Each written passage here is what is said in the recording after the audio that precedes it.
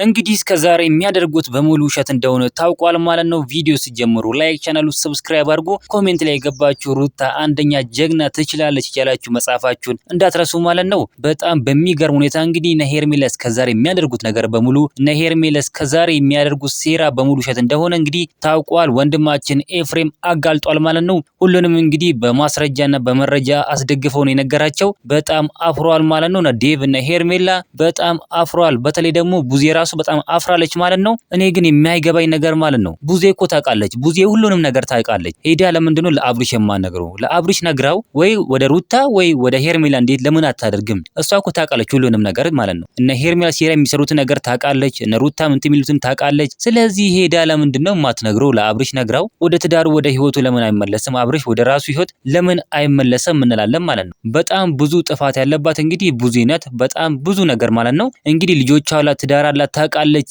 የትዳር ነገር ታውቃለች። አመክሮም ለአብሪሽ አነግርም፣ እውነቱን አታወጣም፣ አታጋልጥም። ለምን እንደዚህ እንደምታደርግ እኛ እየገባን አይደለም ማለት ነው። እንግዲህ ወንድማችን ኢፋም ማለት ነው እውነቱን ሐቃቁን እንቅጩን አውጥቷል ማለት ነው። በጣም በሚገርም ሁኔታ ወንድማችን እንግዲህ ተናግሯል። አብሪሽም እንግዲህ ይሄን ነገር አምኗል ማለት ነው። በጣም በሚገርም ነገር እንግዲህ አብሪሽ ወንድማችንም አምናል። ወደ ሩትዬ እንግዲህ እንደሚመለስ ባለ ሙሉ እምነት ነን። በጣም ደስ ብሎናል ማለት ነው። እንግዲህ ታላችሁ የሩትዬና የአብሪሽ ደጋፊዎች ቪዲዮ ላይክ፣ ቻናሉ ሰብስክራይብ ማድረግ እንዳረሱ።